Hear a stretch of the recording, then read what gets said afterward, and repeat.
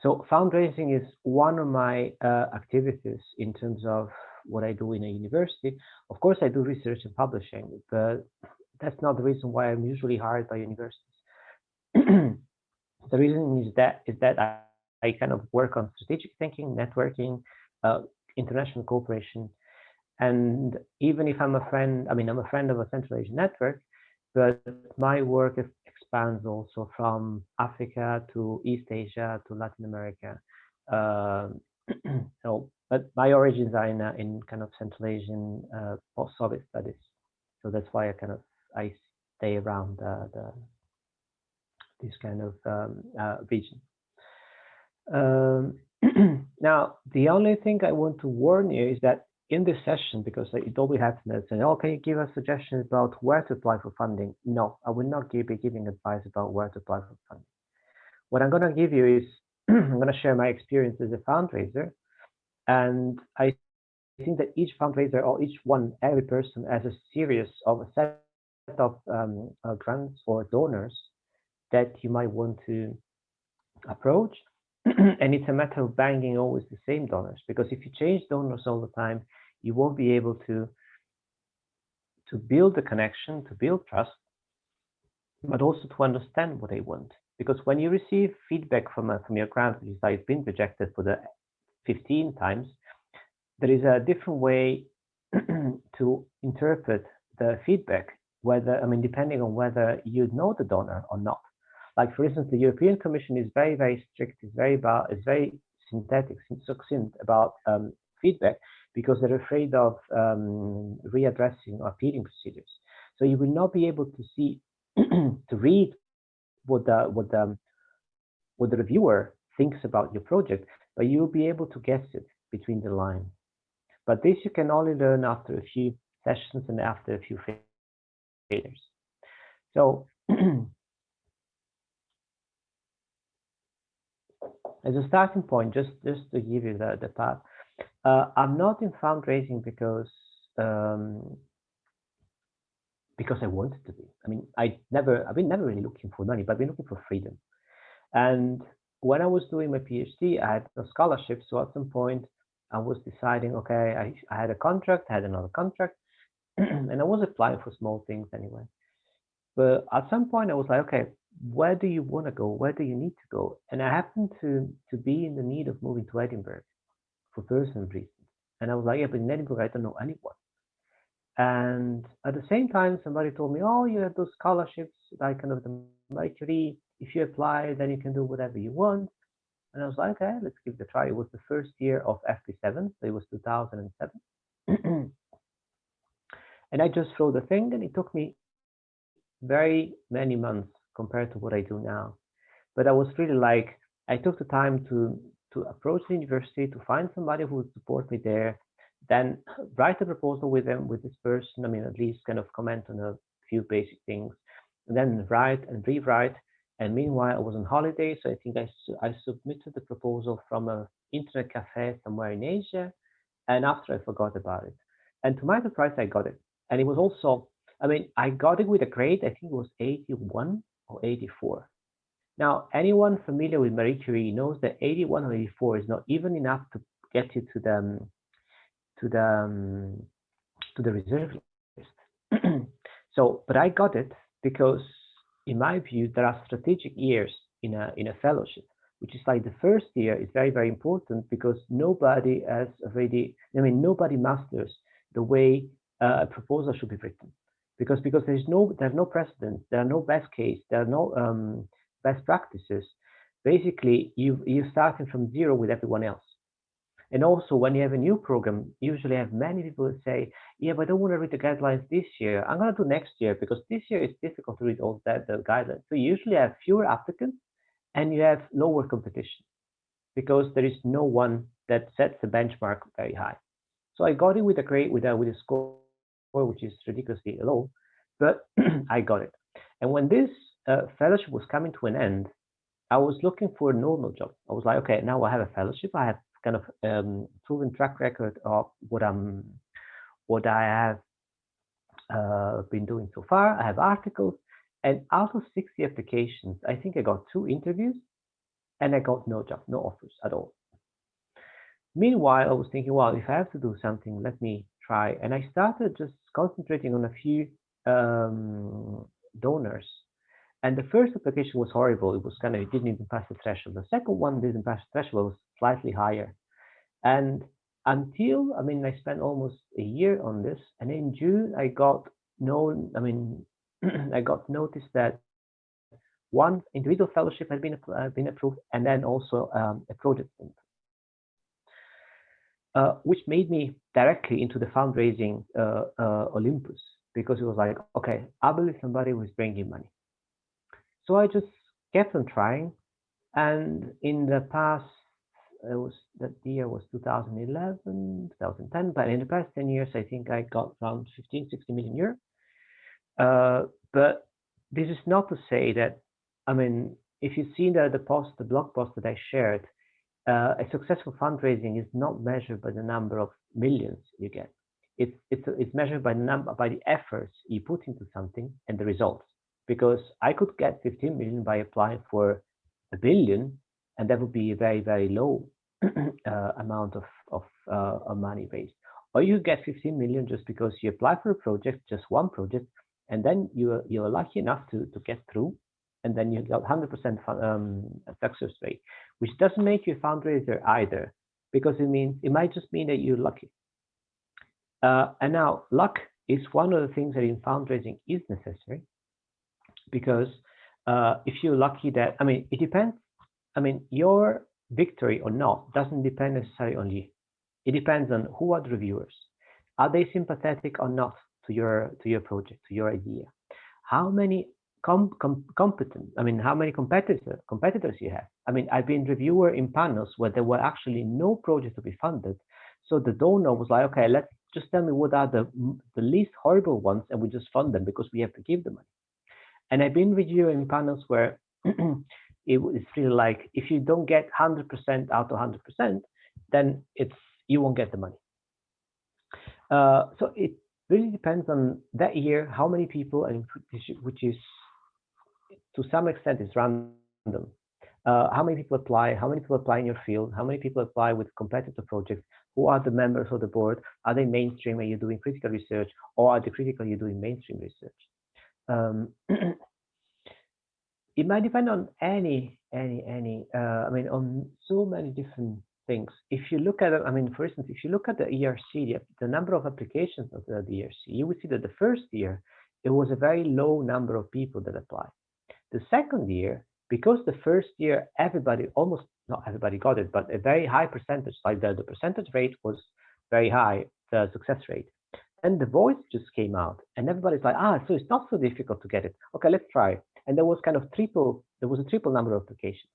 After which the success rate went so low that a number of people just decided not to apply, because they was like, the success rate is like 2%, it's 1%, why should I apply? So all the people who were hoping to be free riders, they didn't apply. And only the people that were motivated applied. This is to say that you cannot really predict the way something will go. And this is why I call the fundraising the art of getting there, which means you need to get to a certain level. You need to be sure that either for yourself or for someone else, you're writing something which is solid, which is strong, which makes sense. And then you cannot guarantee that that project will win. Also because for the most kind of aggressive, the most prestigious grants, competition is very stiff. So there's absolutely no guarantee that with the best project ever you will win, because it's just a matter of taste. Because there is a kind of unaware bias, because there are so many factors, because you might just forget one section in your application, and that section is going to be the one that brings your project slightly lower than the threshold. Anything could happen. But the point is, if you learn to stay at a certain level, and then you look around, then at some point you might find a match for your grant, which doesn't mean you have to, because this is part of another blog that I wrote, and which is about you should not apply for, why you should not apply for funding. I mean, if you're applying for funding because you need this money for a certain reason, or because you want to do something, or because you have an excellent idea, yes. If you're applying for funding just because you have to, just because they told you on your CV it looks nice if you have funding evidence of previous funding. If you apply for funding because your university is telling you if you don't apply for funding, we fire you, probably you're not doing the right thing. I mean, do you really want to work in a university that says if you don't, I mean, in some universities in the UK, they have quotas. Like if you don't raise 100,000 to 5 million in the next 5 years, depending on your position, then your salary might be reduced. And the question would be, do you really want to work in such an institution?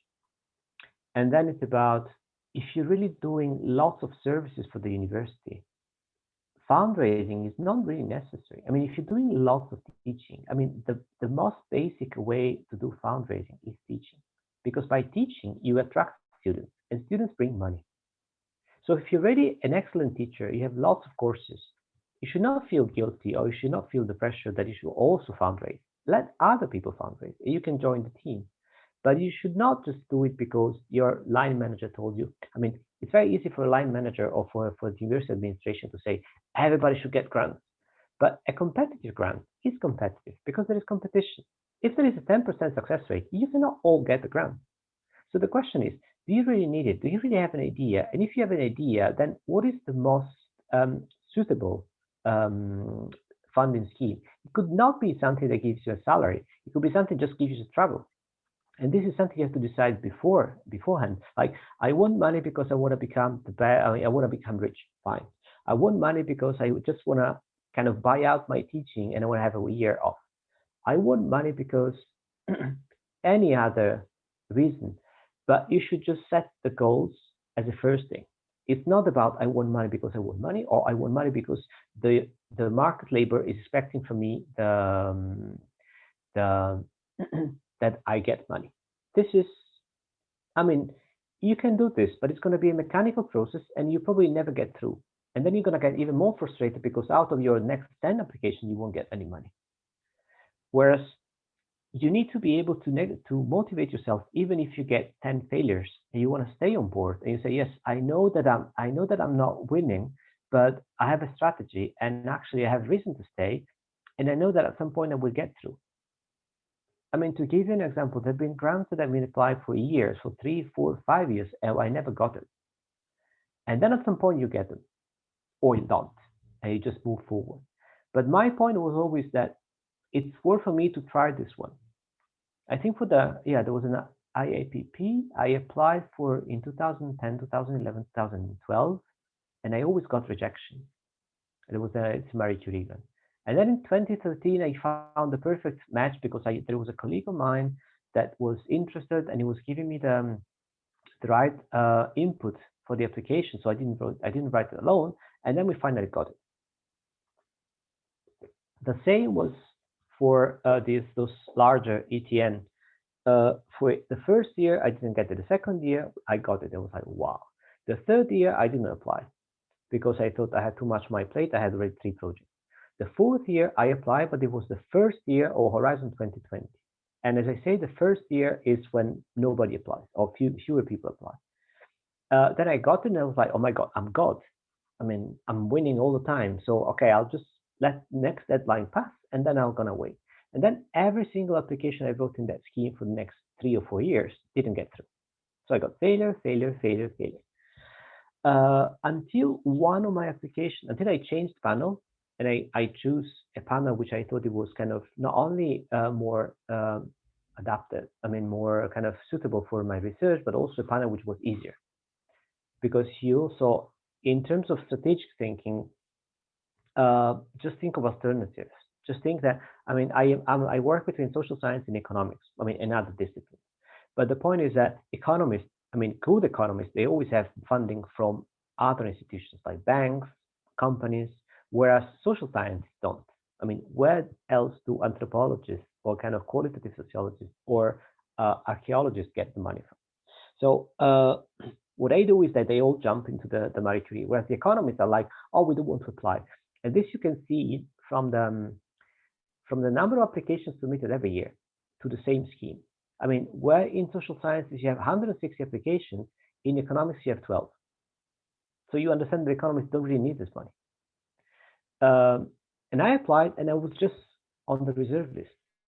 But being on the reserve list, I was lucky enough that at the end of the year, some money got kind of liberated, and I got proposed to fund my project, which was a big one. So I was on reserve list, but the same project might not have been funded.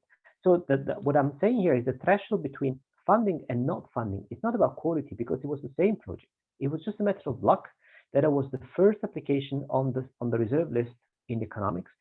And then they decided that because they had money, they would just give money for every single, probably they got money for every application that was ranking second that was ranking first on the reserve list. Not because there is there was any other reason. Not because my project was improved in the year. The project was the same, and the same deficiencies, the same shortfalls, they remained. But with this score, you just got the money. So it's really, it's a matter of luck, but it's a matter of luck that you can somehow provoke by looking at numbers, by looking at where you should apply, by kind of working on your motivation, and by, as I say, staying there.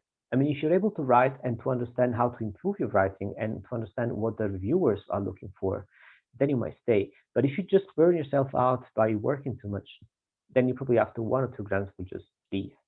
Now, I understand that some people in this virtual room, they don't want to go for big grants. They're probably looking for opportunities to go for smaller ones, just like they say, I want just a fellowship. I just want to kind of 1 more year. I want 2 years. I want to travel.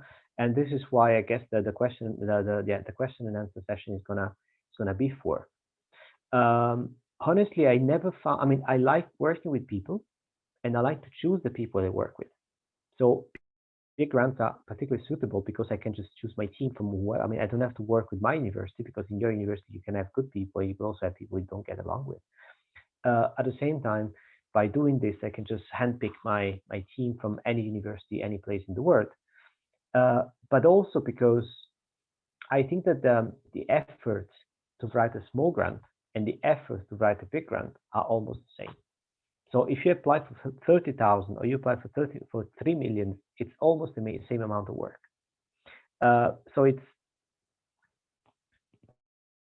I say once I have to do the whole job, I'll go for the big one. And one thing I usually say in my events is that how do you, intuitively, how can you find out whether a grant is going to be very crowded, so many people are going to apply for it, or not? This is relatively easy to predict, and I have a chapter in the Scopus Diaries, by the way, about this. Now, it's about, the first determinant for me is the overhead. So think of overhead. Overheads are it's the money that is released to a certain university once they got the grant, and it's money related which is audit free. So there will be no audit on this money. Which means if you basically get 200,000 overhead, this money might go to the central administration, might cover any deficit or anything that you want, or you can even negotiate, and some of the money will get back to the department. Now, what happens is that bigger universities that are interested in overhead, they will push the people to apply for this money.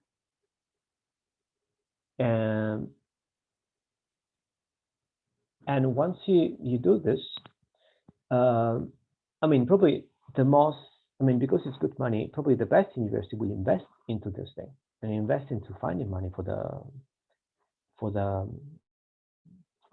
to hiring a consultant, into doing anything else. And then what happens is that minor universities might also apply, but they will not have the resources to apply to hire a consultant to get people to work on this. So usually grants with bigger overhead, they are the ones that are kind of more crowded by kind of more, not best, but like universities that have more money or resources. Whereas a grant with no overhead basically means that the administration needs to work for free to administer those grants. So there is no way the Oxford is going to work for free to administer a grant of 100,000. So probably Oxford would not apply for it unless there is a specific interest, which is a bit more rare. So the higher the overhead, the more the higher the amount of top university will be interested. And the second thing is about prestige. The higher the prestige of the grant, so the ARC, the higher the number of top scholars or people who are very, very ambitious who are going to apply for those grants. Any other grants, I mean, smaller ones, I mean, I will tell you that in many small grants, there are not enough good applications. So I mean, I will not tell you that there is a grant for everyone, but in many cases, people just overcrowd certain funding schemes and they overlook other funding schemes that remain relatively easy. Just to give you an example, I think that once I got funding with a score of 73 out of 100. Now, 73 out of 100 is something that will not even put you on list C. I mean, it's something that they have to trash your application. But that particular year, they didn't have enough applications. So they basically were funding anyone who was over 70. Now, I don't see myself, I don't know what's happening. I am hope that you're recording and that my voice is heard. But I think I can stop here and we can start with a session with a questions. Hoping I can solve this technical thing. Thank you, Abel. Yeah, we could hear you and we could see you actually. Okay. So yeah, otherwise we would have told you. So the suggestion would be, if you would like to ask a question, maybe you can do the raise the hand, in the chat, basically the digital raise the hand thing, and then we'll go from there.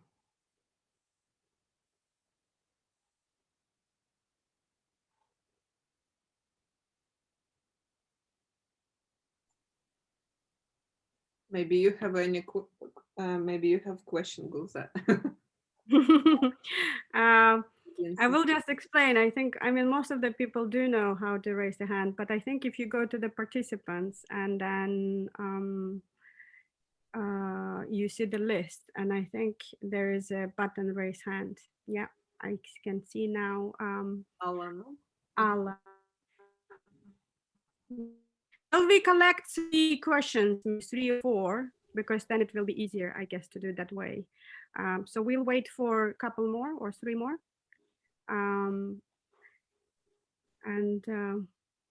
Okay, we have 2. Okay, let me see. Yeah, I think we do have 3 now. Great. So Allah? Good afternoon, everybody. Hello, Abel. Nice to see you here. I hope you remember me.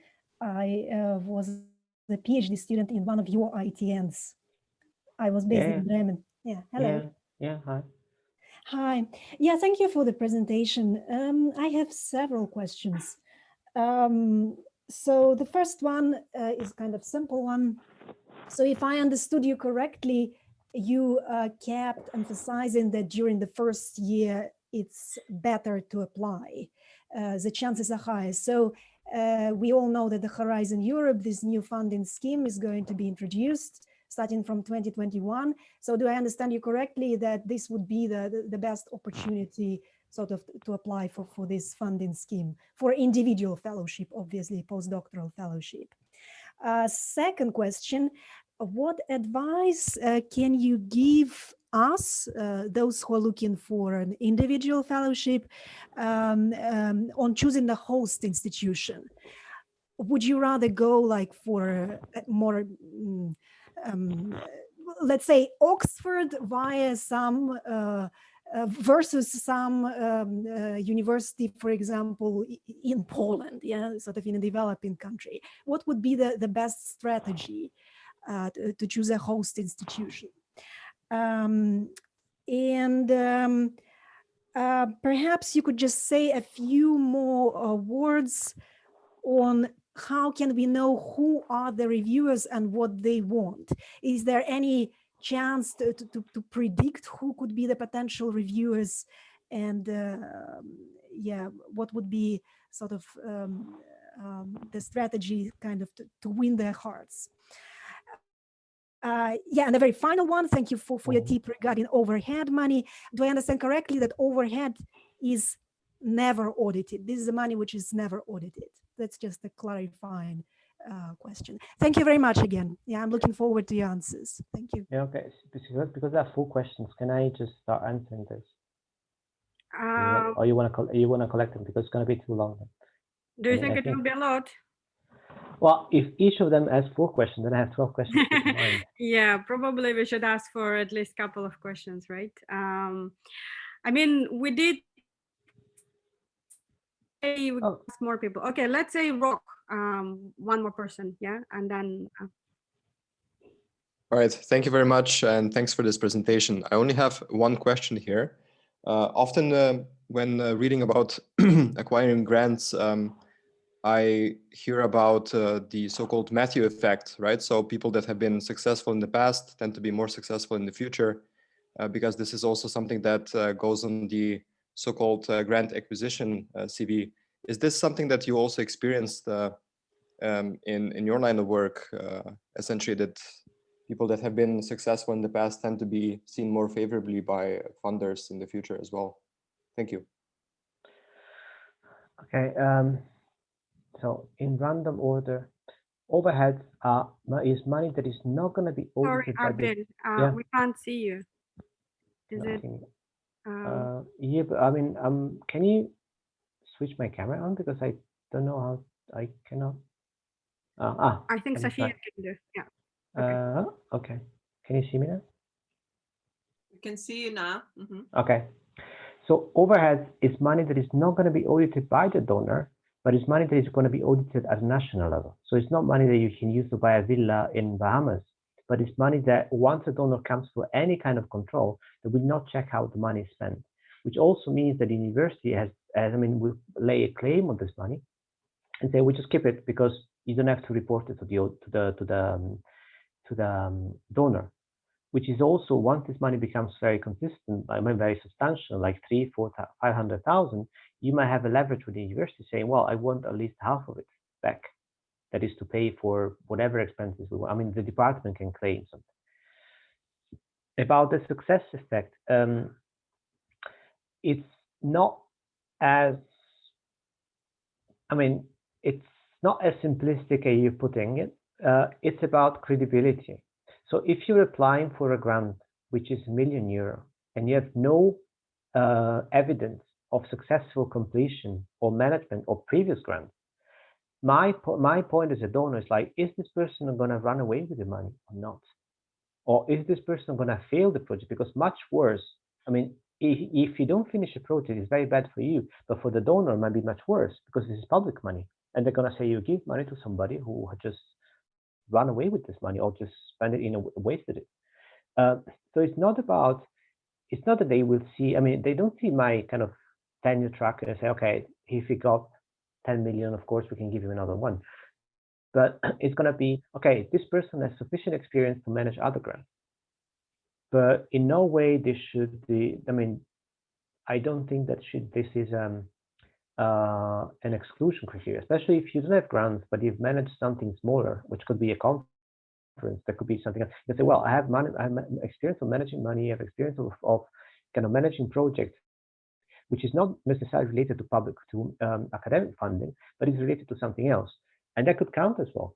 So it's about you to build to make a case that your credibility can be assessed even without having any previous major grants, because otherwise it's always the paradox of the first job. Nobody will give you a first job if you don't have any experience. Yeah, of course. Then how can I get experience? So the experience is not about the first job, but it's about something which is comparable, which is a proxy of a first job. About what the reviewers want to know. Ala, that's very simple. If you go to them, it's better if you do not know who the reviewers are, even beforehand, because if you know them, then you're gonna think, you're not gonna write your grant like the way you wanna write it. You're gonna write your grant thinking what this person might want from me. And then you're going to write something which doesn't exist, because it's going to be based not on what you think you want to do, but what you think that the person thinks about what you think. To avoid getting into this perverse game, just write whatever you want to write, and make sure that the reviewers, they are instructed to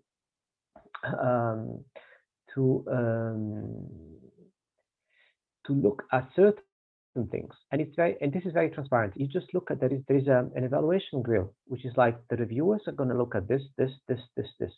As long as you answer those things, the grant is technically perfect. There is one thing which is missing, which is the soul of the grant. So, which is like, even if a grant is technically perfect, if I don't see that if I see that the person has just been ticking the boxes, I will just try to wonder. I will just try to lower the score of this person, because I want the person who writes to know what they know they do, and to see what they are writing. So I usually, when I'm doing reviewers with that, when we do reviews, you're never alone. You always have somebody else. That is, you have to agree with this person. When I have an argument, I say, well, to me, it matters if this person was actually seeing what was writing or not, because it's very easy in some grants. It's like, is there any junior scholar involved, so that you can kind of do capacity building? And it's like, yes, of course, it's written that somebody's going to be involved. Yes, but they wrote it because they need to tick the box, or they wrote it because they think this is functional to the grant. Next year is going to be easier. Don't quote me on this, even if you recorded me. It is usually, it is my assumption, yes. Also because the guidelines are going to be completely, every year the European Commission changes the guidelines. But the year when the European Commission changes the most the guidelines is this year. So they're going to kind of just restructure the program, and they're going to restructure the application for it. And if they do this, the number of people who've been studying those grants for 7 years and they know perfectly every single thing is going to, those people who know all of those things, they will not know what they have to write in the next year. So they're going to lose the competitive advantage. All the consultants, they will know the general rules, but they will, for some questions, there are some standardized answers. If those questions are changed, then what happens is that nobody knows how to properly answer this question. And what's going to happen is that the best questions the best answers are going to be the ones that win the grant, and then everybody else is going to copy them, and then the European Commission is going to say, oh, this is the right way to answer. So it's not just the European Commission that defines what is a good answer, but it's also the first winners that set the bar for everyone else. And Oxford or Wrocław, it really depends on your career aspiration. If this grant is something that should kind of settle you in, if you would want this to be the last grant, then you should look for an institution that once you get money, they will keep you there. So for instance, in Sweden, there is a kind of a rule or a law that if you bring in a big grant, then you're going to be hired forever. I don't know to what extent this is official, but the same thing is for the ERC. An ERC in some university will just get you a professorship directly. And this is even advertised on the website. Like Venezia, in Venice, they have this, if you get a Marie Curie to Venice, they will hire you as a permanent researcher. Then you have to be confirmed, but you can, it's your tenure track. It's your track to tenure. If you bring an ERC, they will hire you as a professor. So if you feel that going to whatever anonymous university anywhere will let you stay there because they're going to say, oh my God, you are the only one who brought money to this university. Why don't you stay here forever? Then it's one thing. If you want this grant to be a way of say, I've been in Oxford, of course, Oxford will tell you, come. If you bring your own money and your own bottle, you can come. But then the point is that Oxford will say, you know how many I have like you? I have 1 million. I can buy them by the kilo, so that you're not really needed unless you really fall onto the person that is really interested in your thing and you're lucky enough to be at the right time at the right place. But usually minor universities, they're more flexible about employment. So it really depends where you want to go next. Thank you very much. We have here in the chat room a question from Hikayat Salimova. Thank you, Dr. Abel, for your presentation. My question is, how do funding organizations evaluate early career researchers, when those ones who don't have yet enough peer review publications in high-ranking journals? Is there any way to start grant writing without big portfolio? Yeah, I mean, this half of the question is something that I told in the beginning I will not answer because I don't know. So I don't know where you should apply. I know that for early career, that's very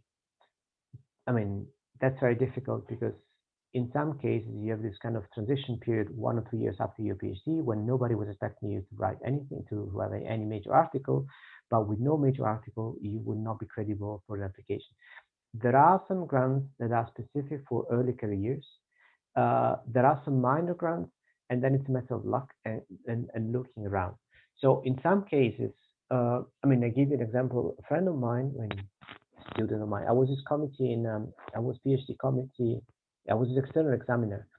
And then the year immediately after his PhD, he couldn't find anything just because he was in this transition period. What I did, I organized a very, very cheap fellowship. I mean, I just used some of the money I had for him. It was not enough to be rich, but I think he survived. He didn't lose weight much during the year. And that gave him the time to concentrate on some article, on some experience, and then to write an application that got funded. And then after that, he just started a career, and now he's kind of, I mean, after 2 years, he was tenured. But he had this issue. So there is no golden rule. There is no solution about this thing. We all have this. And I don't feel I have any particular advice about how to pass this, but there are smaller grants. You can just finish your PhD and then you apply for a small grant that allows you to concentrate on some things. You are lucky enough to get a postdoc where you can turn your research into a book and then start from there. But this is really case to case based.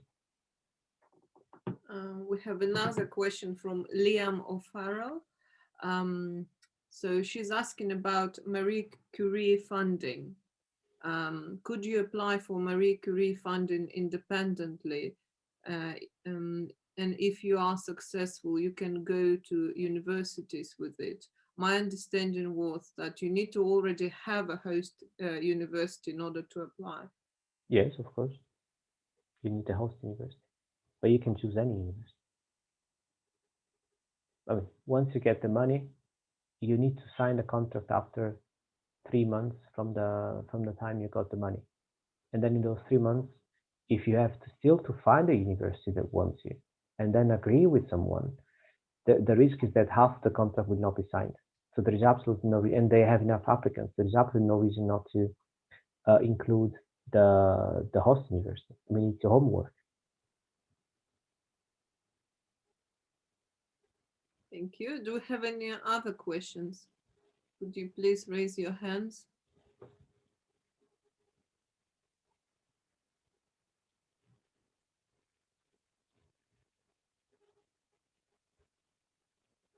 Ali, you have another one. You may speak now. Yeah, if nobody has any question, maybe I'll take the opportunity.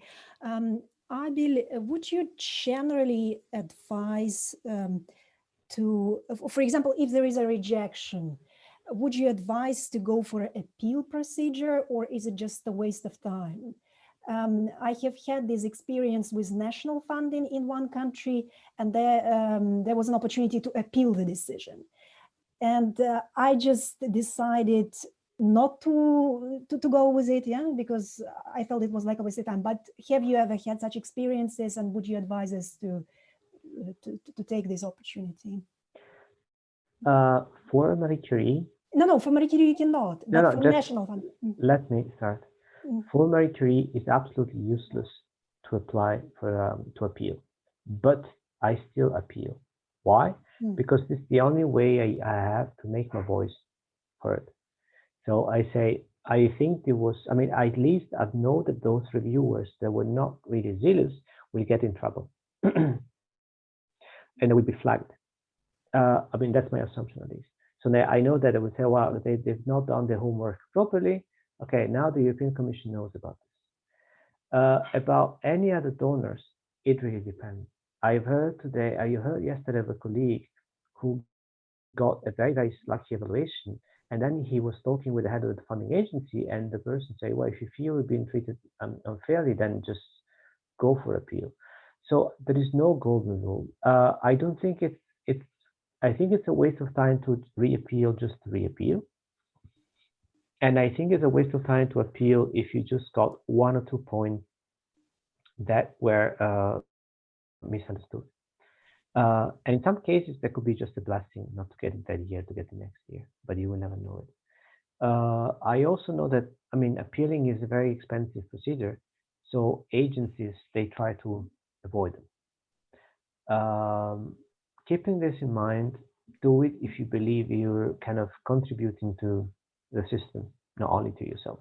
Because of course you could always appeal and hope that the next reviewer is going to be, but there is no guarantee. Probably it's more of a waste than a gain. Sure. Okay. Thank you very much. We have a question from Anton Nikolota. What is your opinion about team funding for early career researchers? It seems to me team funding is not favored for people straight out of their PhDs, or am I wrong? You're wrong. One of my first grants, I was 2 years, I was less than 2 years, I was 1 year and a half after my PhD, and I got a grant with 8 partners. And sometimes I even, so that was including India and Georgia and Ukraine and what else? I mean, a number of places. And in some cases, I mean, if you have the desire to do so, you could also pair up or team up with some people who are more experienced, that could guide you a bit, that could give you feedback, and that could be more credible on the application. Because if you are the highest one in the application, they're going to have doubts about the quality. But if you say, well, I'm an early career, but the rest of the team is about people who are top scholars, and I'm coordinating just because I'm the one with the enthusiasm and the initiative, then it's even a plus. And in some case, I know that in some cases, I mean, I don't know if it's practiced now, but in the UK, they used to have a very senior scholar hired at 5% to 10% of the grant. Promising to hire this person at 5-10% of the grant, but just because so that they would tick the box. So you have a kind of early mid-stage career, and then you have a top name from the field that is also joining, that is also endorsing the application, and that would just, the person would just not do much, but at the same time they will give credibility. So if you do not have the credibility in yourself because you don't have enough publication, you can build the credibility by surrounding yourself with people who have more credibility than you, and they'll be happy to do the job. If you do the dirty job, which is like writing the application and pulling together the consortium, then they would be happy to work with you because you're doing all the manual work, and they just come, they put their magic, they put their science, and they go away, which is the dream of every scientist, especially of a more senior one. I think I also saw a raising hand from Aida. Would you Yeah, like? she did, and then she was ignored. Aida, do you still have your question? Hi. Hey, hello, Abel. Hi. How are you? Hi. Thank you for your presentation. Thank you for sharing your knowledge and your experience. It's very, very helpful. And I have a copy of your draft of the book, which is also very helpful. We don't have to buy, but of course it's good to buy, yeah. I had a question, but then the questions which were given before me, they almost touched what I was interested in. It was about the early PhD, after PhD time, what to do, not what to do, like what is your observations and experiences from your colleagues and friends? How, what are the steps, if you have any patterns possibly to see and to share of success, like, and also this about early PhD people is also different situations, of course. Most of the people like in their 30s and still ambitious, still having power to apply and write big applications. And also there are some people who are already not that young, not that energetic, but pretty experienced and also gained some knowledge. And then they sit and they think what to do next. what are your observations and what do you think? It was my one question, and another one was about at the time of your not success, when you were not getting these fundings, how you dealt with the feelings and fears of precarity, of uncertainty, because you also have kids, and even if people don't have kids, how you were able to keep your motivation on. This is what. Okay. When I finished my PhD, I think that the mainstream thought was that you have to finish your PhD and then you have to, I mean, around my colleagues, the idea was that after a PhD, you will get some nice postdoc. If you're lucky, it's going to be like 2, 3, 5 years. If you're not lucky, it's going to be a few months. And then after that, you will have the time to stand on your legs. So it's going to be, you don't have to do anything special during your PhD, but you have to defend your PhD.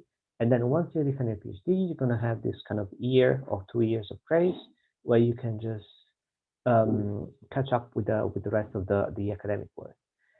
What I see now is that you're supposed now to bring this into your PhD, right? You're supposed to be ready for the market, ready after your PhD. It doesn't mean that you manage to do this, but after you finish your PhD, you're really expected to do. I mean, the number of postdoc positions is not very high. So in the end, if you don't organize yourself on time, you're gonna have to face precariousness. You're gonna have to face uncertainty. You're gonna have to face many other things.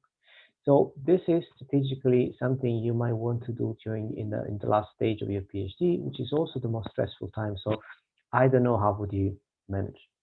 I mean, what I did is, I mean, I never wrote a PhD as a PhD. I was working. I mean, I was working and writing a PhD. So I never had the time to do it. I mean, the time. I never stopped myself and say, oh, maybe I should be working, because I was already working, and I never stopped.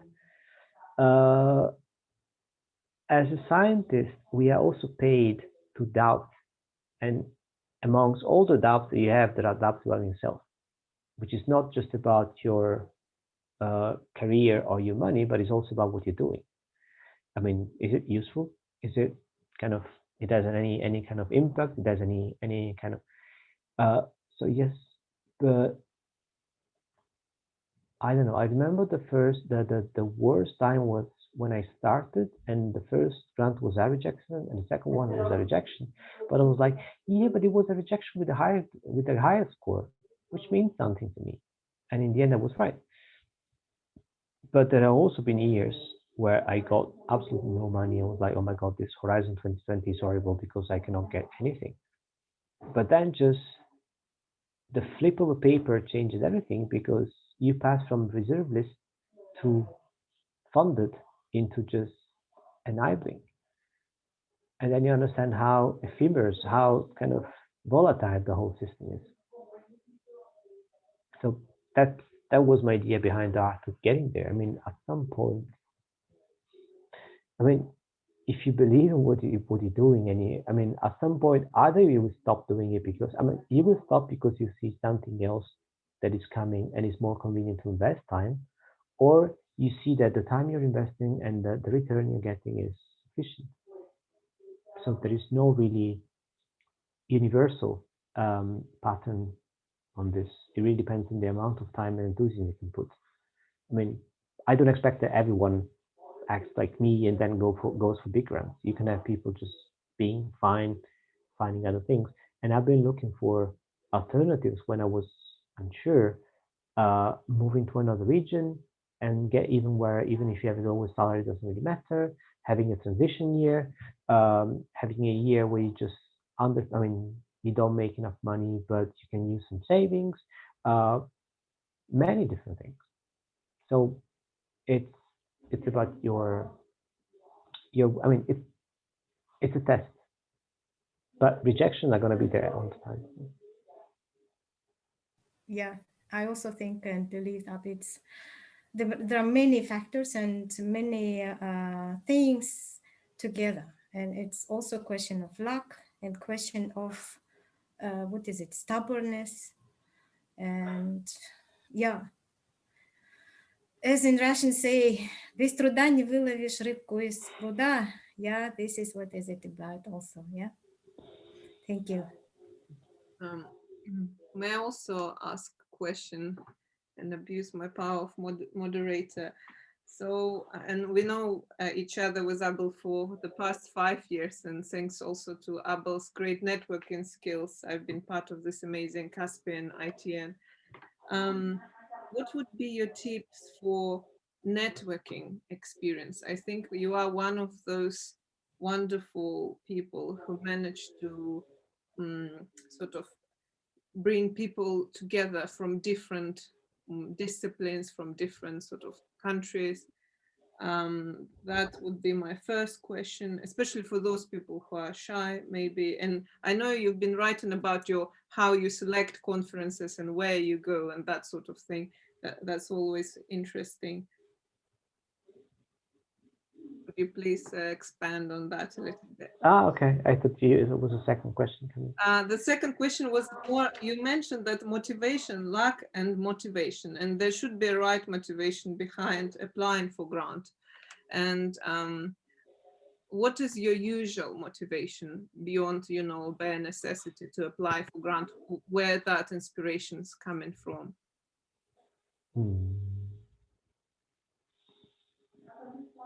Well, I could answer money, but I think it's not money. I think it's freedom. I know that as long as I decide where the money goes and how, I can basically do whatever I want. So to give you an example, I just got funding for a project with Bhutan, Maldives, Philippines. Basically, you go skydiving. I mean, you go diving and snorkeling and skiing, and you still do your research, and which was something that I was very, very happy with, because I think, I don't know anyone. I mean, apart from the Oxford Bhutan Institute, there is barely anyone working with Bhutan. And also, when telling someone, when my partners in Sweden were asking me, Abel, we have this nice client with Maldives, but what are we going to do at the Maldives apart from being on the beach? And actually, I was teaching there, and I've seen there are many issues. So my motivation was just to do whatever I wanted with whomever I wanted and wherever I wanted. And it's not even just this case, just like do what I think is fair, what I think is useful, and helping and supporting the people that I would like to support. So there are many people writing about certain things and supporting other things, and some topics that are really visible. And I like to kind of toss a coin for those who are in either ignored, or they are kind of less mainstream, or they are less visible. And I'm not pretending to do it for all of them, because I know that I'm missing lots of others. But I also try to go into places that are not really obvious. As for networking, honestly, I don't have any other tips. It's really like, I mean, what I wrote on conferences is really about, I mean, if you're a shy person, what I would avoid doing if you're an introvert is to go to big conferences, because big conference, I mean, unless you have company, because if you go to big conference, you're supposed to be very quick in finding links with people, and you're supposed to go from short talk into networking talk very quickly. And you're supposed to meet maybe this person once, because then you will never find this person again among the 5,000 that are there. Whereas if you go for a small workshop of 2-3 days and there are only 15 participants, shy or not shy, you're going to be, I mean, either you lock yourself in the room or you're going to talk to people. So that's the thing. And also networking, if you're shy, can also be done online. I do lots of networking online. And I'm not talking of now that online became the new black. I was doing lots of networking online, because if you need a partner from Malaysia, you don't want to fly to Malaysia to get them there. But you can find people that are uh, that are interesting just on the net. And I was a member of a few organizations that are completely interdisciplinary. So I mean, I'm talking of the Global Young Academy, the Vietnam Young Academy, and then it doesn't really matter what is your discipline. You meet the people, you like the people, and after a while you say, oh, by the way, what's your discipline? And my best friends there are from chemistry, biology, epidemiology, virology, uh, any other thing. And I don't really care what they're doing, because we do other things. If we do capacity building of young scholars in Africa, it doesn't really matter if the person from the is an economist or is a social scientist. I don't care, and we should not care. I mean, you should not be caring. You should not be think, oh, I'm a social science. Or even when so many times they ask me, oh, are you an anthropologist? I know it. I don't care, because I work with anyone, as long as the person is open enough. Thank you very much. We've got comment from Gulzat. Unfortunately, her internet connection is bad, but she's writing that my question is related to what you used to say, that you would rather go for a bigger grant, as even small ones require the same amount of work. What I heard before was that you need to first get a small one to show that you can manage it and finish it. You should define what is a small, what is big. My first the first grant that I managed myself was 250,000 euros. Is this big or small? I mean, to me, this is small, but for many people, this is big. The second one, the networking one, was 188,000. Also, in this case, for me, it's small. But if you think you have to start, I mean, what I would say is that you should not apply. I mean, that's the same thing of organizations, and that's what I tell all the time. Organizations that want to apply for a grant. If the turnover of your organization for last year was 200,000 euros, you cannot apply for something which is 2 million. But you could easily apply for something which is 500, 600, 800, or even you can try 1 million, provided this is divided into 3 or 4 years. But never pretend that you can manage as an organization a grant which doubles your turnover. So if your organization structurally is used to manage 50,000 a year, and you apply for something which is 150,000 for 3 years, you're doubling the work of the accountancy and of the administration. If you apply for 300,000, you're doing threefold the thing. Now, as an evaluator, I might have serious doubts that you can just in a snap of your fingers be able to use the same structures and the same personnel and same people for a task which is not 3 times, because you have scale economies, but at least 2 times more cumbersome. And the same thing is for you. If you apply for, an individual, the Marie Curie is always, if you get the money, it's going to be between 150,000 and 200,000. So you get it, you don't get it. The European Commission is not going to look at your operational capacity, because before you just had your PhD scholarship of 3 years and then you apply for this one, you can do this. But there is no, really a golden rule. As I said, it's just credibility, how you build your credibility.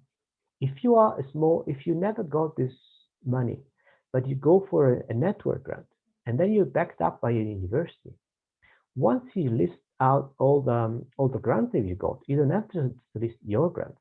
You're going to say, I'm going to be mentored by Professor whatever. Professor whatever has an experience of 3, 4, 5 million euro managed in the past 5 years. So this person is going to make sure that I learn how to manage those things. Then you become credible. If you say, I'm the main one, I never manage anything, but I'm really motivated, that's not credible. Thank you, Abel.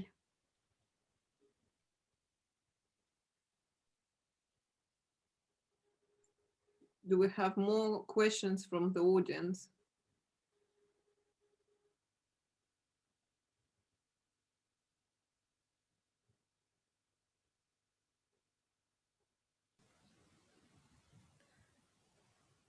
Can I then, if no one wants? Abel, can you please tell about this new project in what is it, in Asia? Just curious. You said something about diving and something. No, it's not about diving. I was joking. Yeah. I got money to exchange stuff between 7 European partners and 7 Asian partners, and this is funded by the Marie Curie Rising Scheme. And because it was a post-COVID project, I guess it was like first in the panel. We just are looking at precariousness.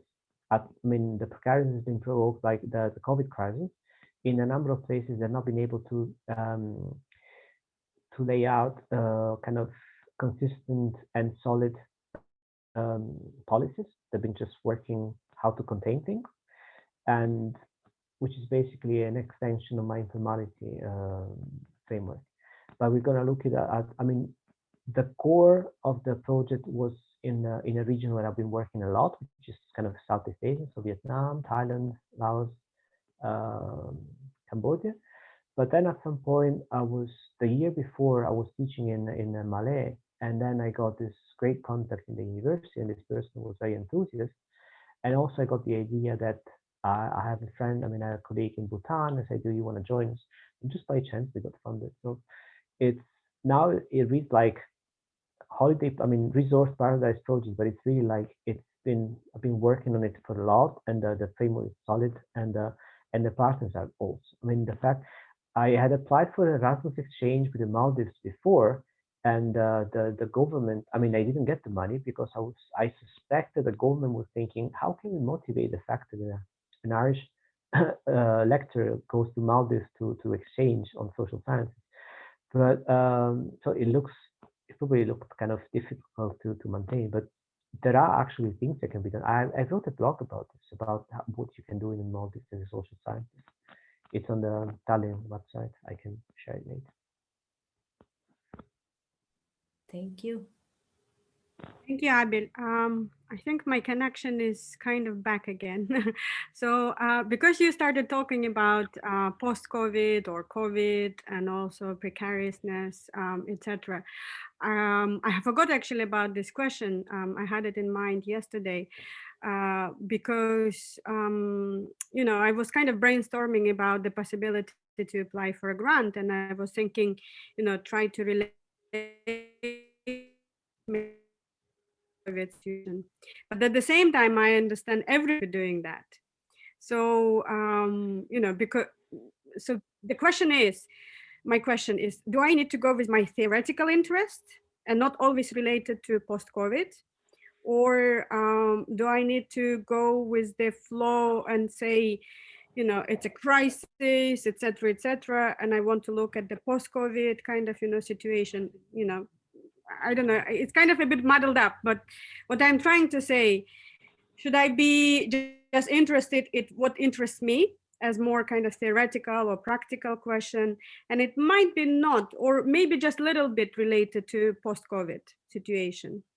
Or should I just go and try to apply with the post-COVID crisis, kind of thing? Because I heard from some colleagues that they're getting now, and they haven't been successful before their applications, but they started getting some grants when they have written something related to COVID. COVID is now the big, social sciences and science is also susceptible to fashion. Now, the fashion is now COVID. And of course, you will have people who had COVID-related research before, and it's high time for them now.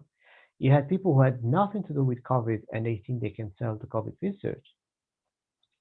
And you have people in between.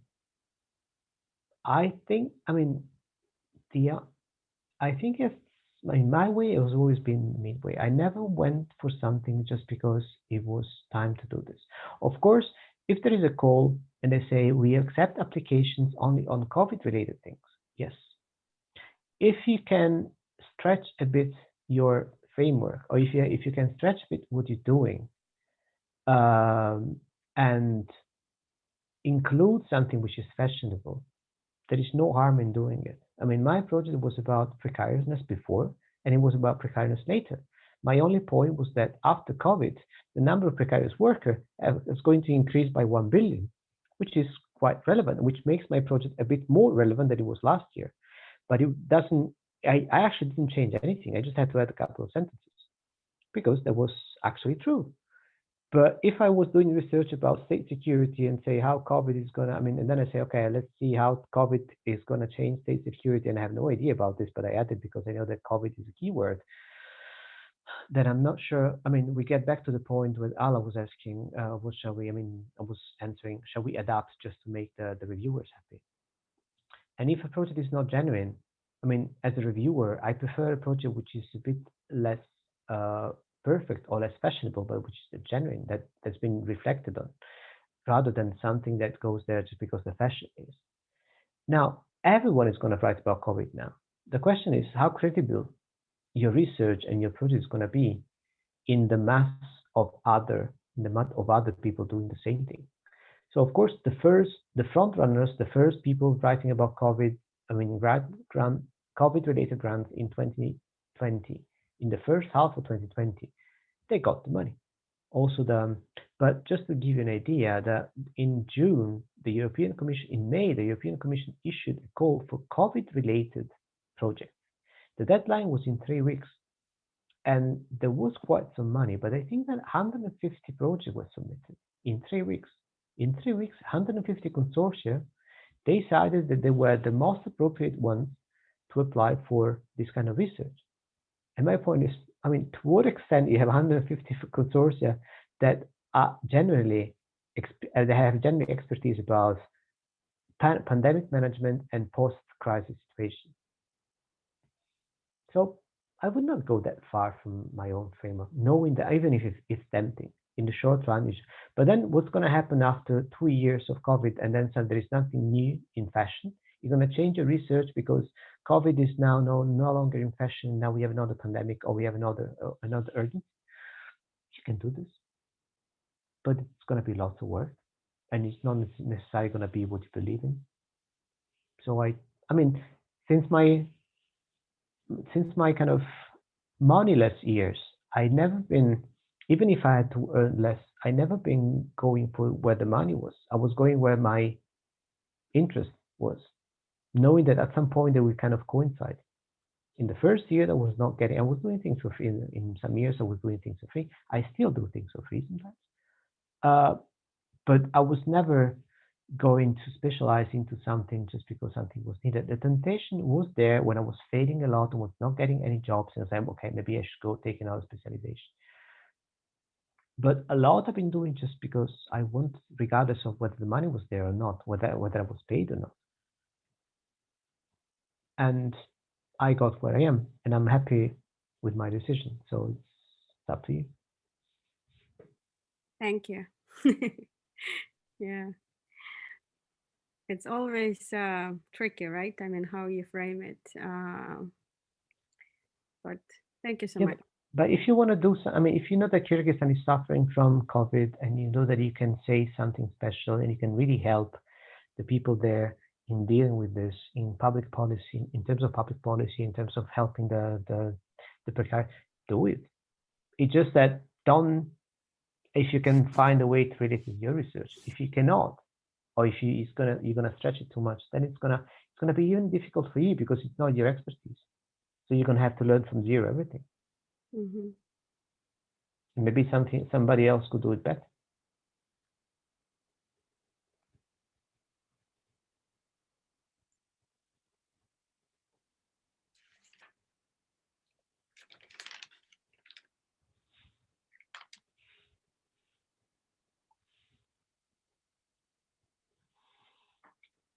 Like in any coaching session, just to summarize, I think you gave us 3 cool advice: that we need to understand clearly our motivation for applying for grants. We need to keep up genuine interest in pursuing our both theoretical and empirical research, and potentially look for the places that are less visible than the dominant discourses. and it involves a little bit of luck to get funding, but you shouldn't stop gambling because of it. But actually, luck can be provoked. Yeah. I mean, at some point you look for things and you are lucky. I mean, you will never know beforehand, but at some point you will get a grant. You will say, "Oh, I was really lucky this time," Mm-hmm. but you will never know it before. So, and that's why, and that's the fourth message. If you want, strategic thinking is important. I mean, thinking just how can I mean, before hitting, you should think, where should I hit? So it's not about using the same research application and sending to 10 agencies. It might be just worth looking at the agencies that are more interested or building relations with the agency. I mean, there are two kinds of grants. One kind is the ones that are awarded through, I mean, I call it political grants and kind of competition grants. Some competitions just open up and it's like the European Commission, you go there, the best application wins. Some others, it's money that is given discretionally but from the donor, where they're gonna say, okay, we like your project, and then because we like your project, we're gonna give you funding, which is something that, I mean, this is a relationship that can be built with the donor over time. So it's like you go to the donor, you talk with them, and then they say, yes, we need this thing. Say, okay, maybe I'll be able to provide this thing. And then you discuss and you reframe your thing. And this is also some kind of grant that you can get.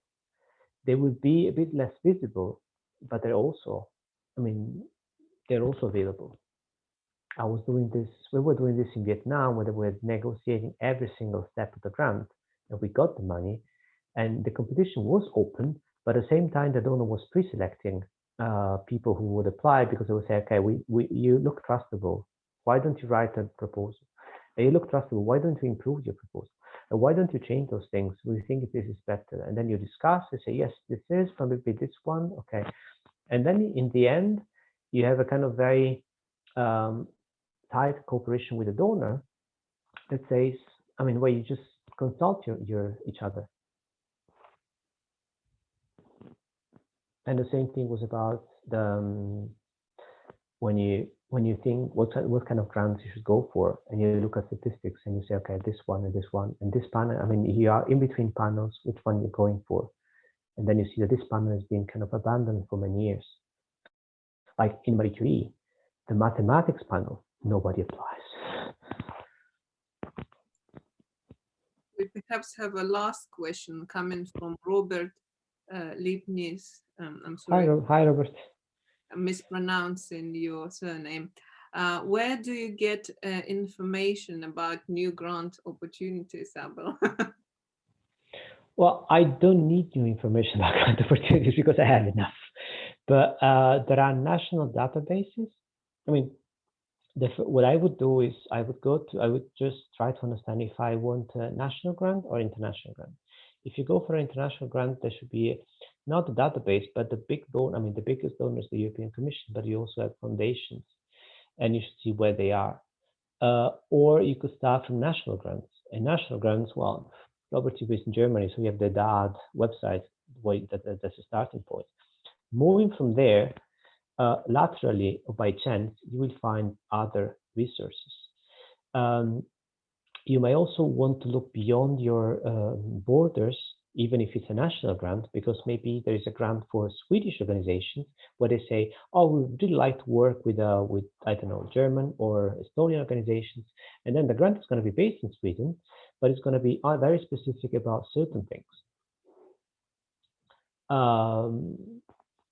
So it's also where the money is, or where the money could be. I mean, usually, I mean, for the academic panorama, there are kind of 2 to 3 foundations every country, and they have different kind of grants opportunity. Then you should study those ones.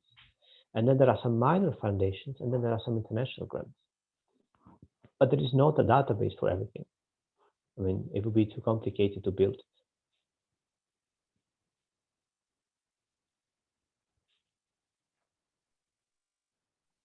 And Robert is also recommending everybody to read your book, and he's hoping that new editions are coming out.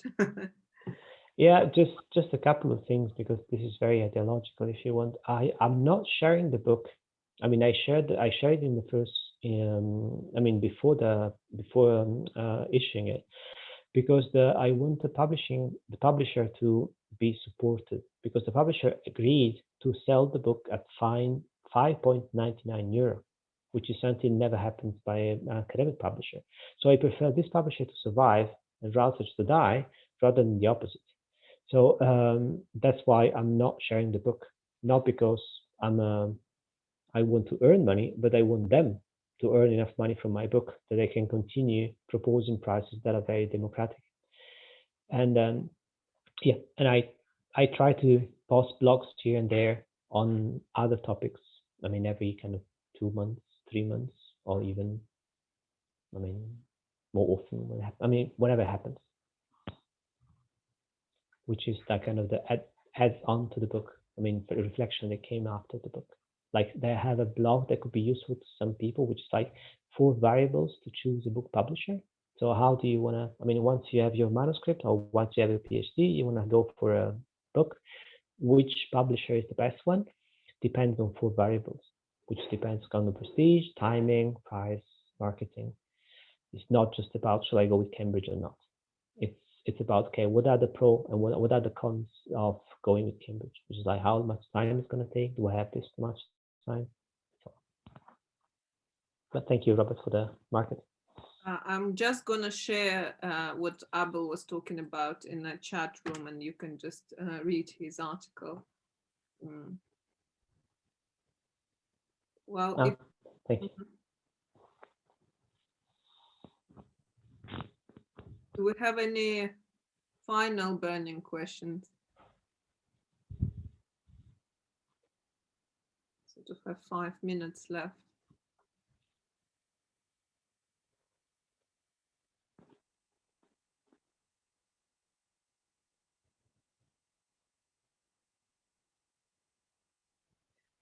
Maybe just to follow on your suggestion to think strategically about academic career, do you think it's preferable that people, for example, with European PhDs, they will look for moving geographically to, let's say, Asian countries or even for Soviet countries and the other way around? Do you think the sort of academic environments are quite different, or they might be compatible in one sense or another? There's a hierarchy which is mostly based on money, which is like the richer or more prestigious universities and the less prestigious universities. Usually everybody wants to work in prestigious universities, also because, well, they're usually located in countries which offer a number of social benefits like medical insurance, retirement pensions, unemployment benefits, and fewer people want to go to other places.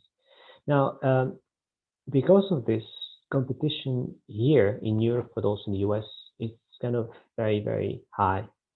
At the same time, if you have energy, if you're young enough, or if you just like the region, your expertise is going to be very, very appreciated in other places.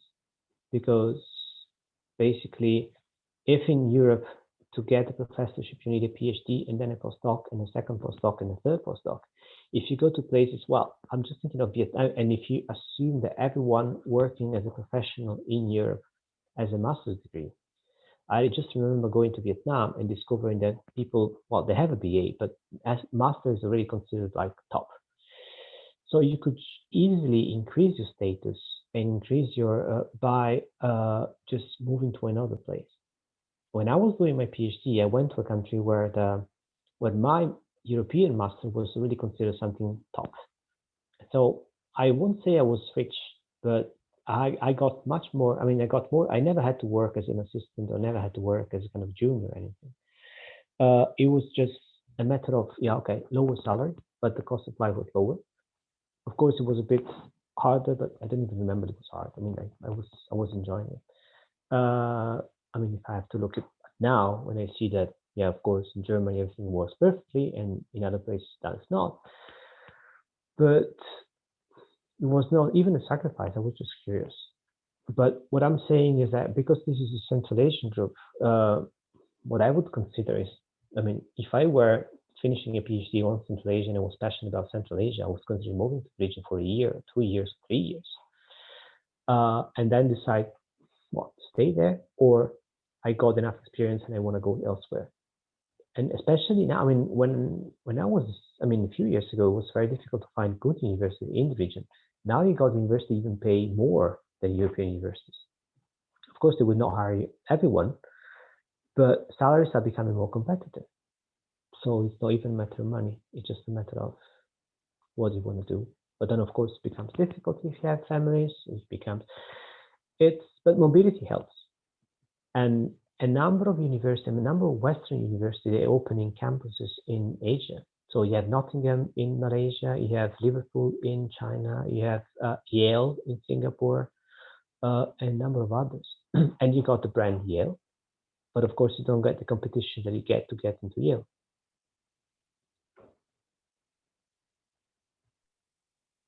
Wow, thank you. I think we moved on even to the job market topic now. But thank you so much. I think we have seen a lot of thank yous also in the chat. I think it has been really useful. Thank you. Yeah, and really grateful that you're willing to share your experiences and your expertise too on these matters, because it's becoming more pressing issue, right? I mean, it, getting the grant. So hopefully we're all getting, big or small grants in future too. So Okay. yeah. Okay. Thank you.